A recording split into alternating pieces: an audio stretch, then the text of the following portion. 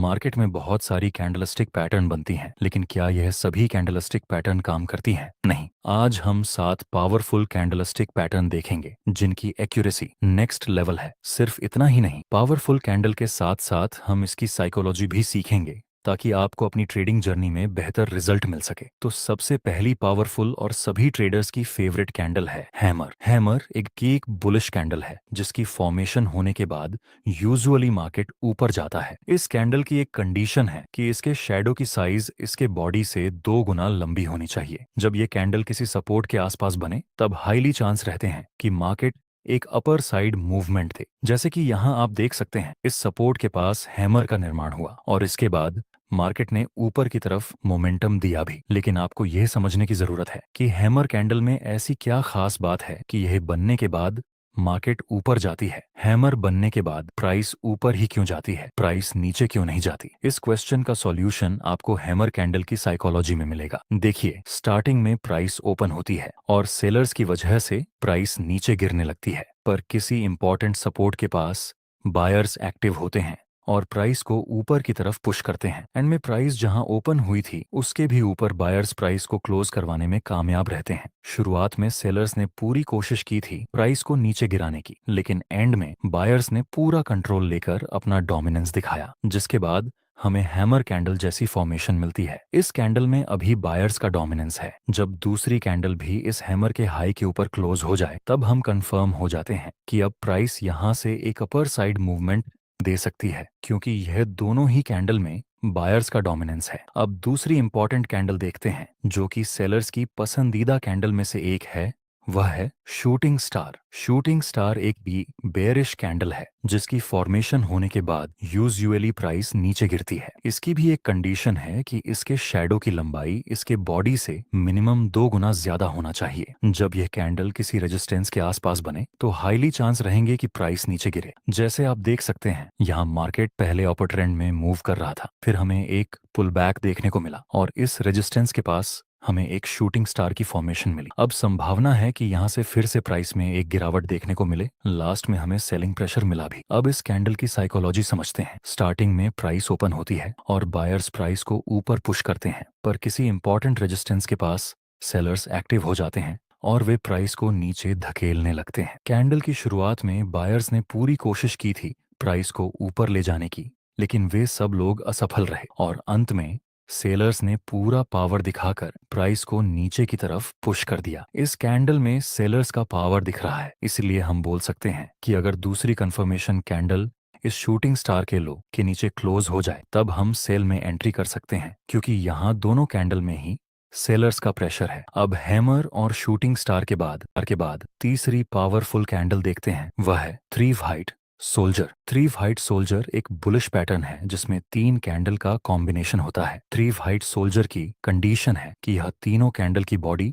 ज्यादा होनी चाहिए और शैडो मिनिमम, जिसमें हर एक कैंडल की क्लोजिंग प्राइस पिछली कैंडल के हाई से ऊपर होनी चाहिए और तीनों कैंडल का कलर ग्रीन होना चाहिए। जब यह कैंडलस्टिक पैटर्न किसी सपोर्ट के आसपास बने तब इसकी एक्यूरेसी नेक्स्ट लेवल तक पहुंच जाती है। दोस्तों, क्या आप इसको three white soldier pattern consider कर सकते हैं? नहीं, इसको हम थ्री वाइट सोल्जर कंसीडर नहीं कर सकते, क्योंकि इसमें दूसरी वाली कैंडल की क्लोजिंग प्राइस इस फर्स्ट वाली कैंडल के हाई से नीचे है, इसलिए हम इसको थ्री वाइट सोल्जर पैटर्न नहीं बोल सकते। अब थ्री वाइट सोल्जर की साइकोलॉजी समझते हैं। पहली कैंडल बनती है और बायर्स का फुल पावर होने की वजह से प्राइस ऊपर ही क्लोज हो जाती है। दूसरी कैंडल ओपन होती है और इसमें भी बायर्स अपना डोमिनेंस दिखाकर प्राइस को ऊपर पुश करने लगते हैं। दूसरी कैंडल भी ऊपर ही क्लोज हो जाती है। आखिर में तीसरी कैंडल भी ओपन होने के साथ बायर्स फिर से एक्टिव हो जाते हैं और एक बार फिर से प्राइस को ऊपर पुश करते हैं और प्राइस ऊपर ही क्लोज हो जाती है। यह तीनों कैंडल में बायर्स का फुल पोटेंशियल है,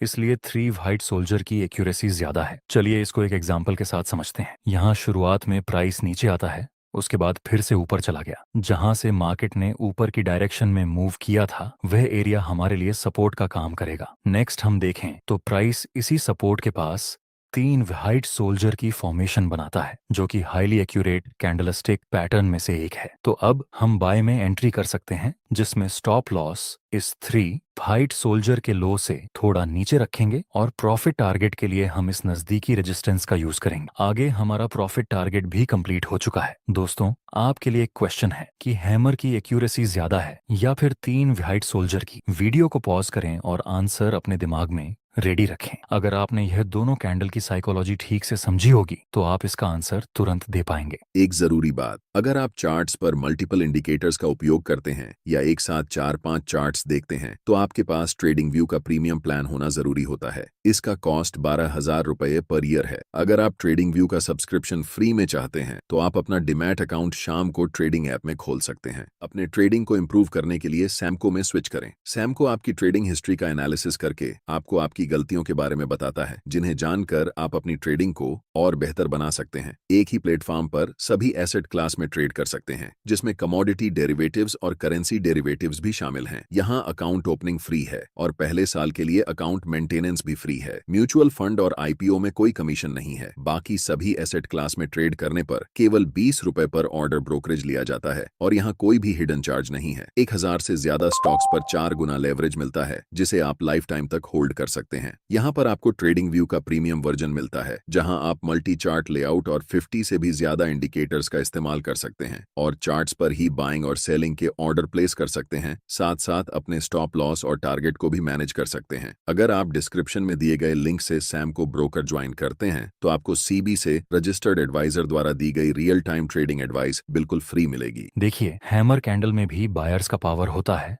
और 3 व्हाइट सोल्जर में भी, लेकिन हैमर में सिर्फ एक कैंडल को बायर्स का पावर मिलता है, जहां 3 व्हाइट सोल्जर में तीनों ही कैंडल को बायर्स का पावर मिलता है। इसलिए 3 व्हाइट सोल्जर की एक्यूरेसी ज्यादा रहती है इन कंपैरिजन टू हैमर। आपकी नेक्स्ट हाईली एक्यूरेट कैंडल है 3 ब्लैक क्रो। इसमें तीनों कैंडल का इतना है कि 3 ब्लैक क्रो में तीनों कैंडल का कलर रेड होना चाहिए। बाकी सारी कंडीशन 3 व्हाइट सोल्जर जैसी ही हैं। यहाँ पर आप देख सकते हैं, प्राइस पहले ऊपर जाता है, फिर एक हल्का सा पुलबैक के साथ नीचे गिरता है। जहां से प्राइस नीचे गिरा उस एरिया को हम एज अ रेजिस्टेंस यूज कर सकते हैं। आगे प्राइस इस रेजिस्टेंस के पास 3 ब्लैक क्रो की फॉर्मेशन बनाता है, जो एक बेरिश सिग्नल है। तो फिर अब हम सेल में एंट्री कर सकते हैं। स्टॉप लॉस इस 3 ब्लैक क्रो के हाई से थोड़ा सा ऊपर और प्रॉफिट टारगेट के लिए हम नजदीकी सपोर्ट का यूज करेंगे। नेक्स्ट, एक बड़ी गिरावट के साथ हमारा प्रॉफिट टारगेट कंप्लीट हो गया। चलिए इसकी साइकोलॉजी समझते हैं। स्टार्टिंग में प्राइस ओपन होती है और सेलर्स की वजह से प्राइस नीचे आती है और नीचे ही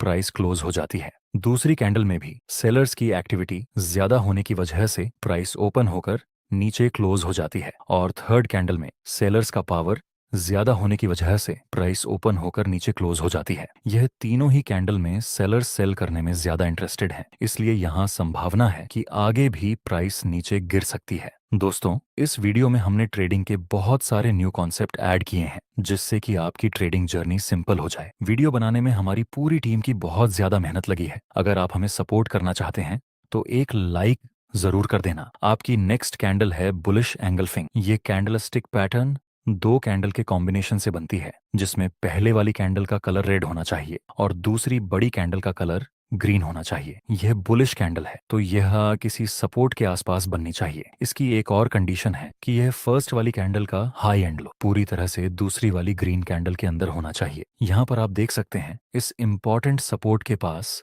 बुलिश एंगल्फिंग पैटर्न का निर्माण हुआ और फिर प्राइस ने अपर साइड मूवमेंट दिया भी था। इसके पीछे की साइकोलॉजी समझते हैं। स्टार्टिंग में प्राइस ओपन होती है और सेलर्स की वजह से प्राइस नीचे मूवमेंट देती है और नीचे ही कैंडल क्लोज हो जाती है। मतलब इस कैंडल में अभी सेलर्स का डोमिनेंस है। दूसरी कैंडल हल्का सा गैप डाउन होकर ओपन होती है, जहां सेलर्स प्राइस को नीचे ले जाने की कोशिश करते हैं, लेकिन करेंटली बायर्स एक्टिव होते हैं और वे प्राइस को फुल पावर के साथ ऊपर पुश करने की कोशिश करते हैं और बायर्स प्राइस को फर्स्ट कैंडल के हाई के ऊपर क्लोज करवाने में कामयाब रहते हैं। यहाँ इस कैंडल में सेलर्स का डोमिनेंस था, लेकिन दूसरी कैंडल में बायर्स का डोमिनेंस देखने को मिला। जब दूसरी कैंडल इस ग्रीन कैंडल के हाई के ऊपर क्लोज हो जाए तब हम बाय में एंट्री कर सकते हैं। इसी तरह आपकी दूसरी पैटर्न है बेयरिश एंगल्फिंग। इसका निर्माण होने के बाद यूजुअली मार्केट नीचे गिरता है। इसमें यह फर्स्ट कैंडल का कलर ग्रीन होना चाहिए और सेकंड कैंडल का कलर रेड होना चाहिए। यह बात जरूरी है कि बेरिश एंगल्फिंग किसी रेजिस्टेंस के आसपास बननी चाहिए, तभी इसकी एक्यूरेसी बेहतर रहेगी। इसमें भी यह फर्स्ट कैंडल का हाई और लो पूरी तरह से इस सेकंड कैंडल के अंदर होना चाहिए। आप देख सकते हैं यहाँ इस इंपॉर्टेंट रेजिस्टेंस के पास एक बेरिश एंगल्फिंग का निर्माण हुआ और फिर प्राइस ने एक डाउन साइड की मूवमेंट दी थी। इसकी क्या साइकोलॉजी है, चलिए देखते हैं। शुरुआत में प्राइस ओपन होती है और बायर्स की वजह से प्राइस ऊपर की तरफ मूवमेंट देती है और ऊपर ही क्लोज हो जाती है। दूसरी कैंडल हल्का सा गैप अप के साथ ओपन होती है और धीरे धीरे ऊपर जाती है, लेकिन सडनली सेलर्स एक्टिव होते हैं और वे प्राइस को बहुत ही ज्यादा नीचे ले जाते हैं। लास्ट में दूसरी कैंडल फर्स्ट कैंडल के लो के नीचे क्लोज हो जाती है। इस फर्स्ट कैंडल में बायर्स का डोमिनेंस था, लेकिन दूसरी कैंडल में सेलर्स ने अपना पोटेंशियल दिखाया। जब कंफर्मेशन कैंडल इस रेड कैंडल के नीचे क्लोज हो जाए तब हम सेल में एंट्री कर सकते हैं। आपकी आखिरी कैंडलस्टिक पैटर्न है डोजी। दोस्तों, डोजी एक इंडिसीजन कैंडल है। डोजी कई तरह की होती है, जैसे कि dragon fly doji, long leg doji, common doji, लेकिन आपको इसको इतना कॉम्प्लिकेटेड नहीं करना है, आपको इसे सिंपल ही रखना है। देखिए, डोजी में जो बॉडी होती है वह बिल्कुल ही ना के बराबर होती है और लंबे शेडो होते हैं। इसको आप बाय करने के लिए भी